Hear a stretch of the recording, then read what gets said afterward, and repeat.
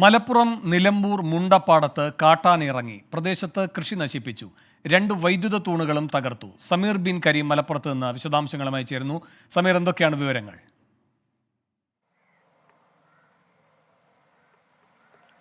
വേണു, ഇന്ന് പുലർച്ചെ 2 മണിക്കാണ് നിലമ്പൂരിൽ ഇത്തരത്തിൽ കാട്ടാന കൃഷിയിടത്തിലിറങ്ങി വ്യാപകമായ കൃഷിനാശം ഉണ്ടാക്കിയിരിക്കുന്നത്.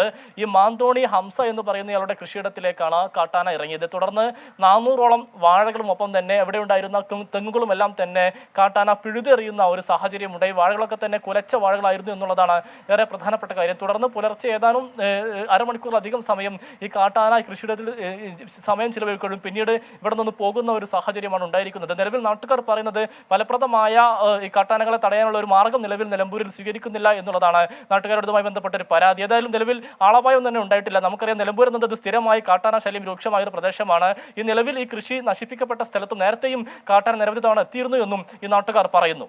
വേണു, ശരി, നിലമ്പൂരിൽ കാട്ടാനിറങ്ങി പ്രദേശത്തെ കൃഷി നശിപ്പിച്ചു. സമീർ ബിൻ കരീമാണ് മലപ്പുറത്ത് നിന്ന് വിവരങ്ങൾ നൽകിയത്.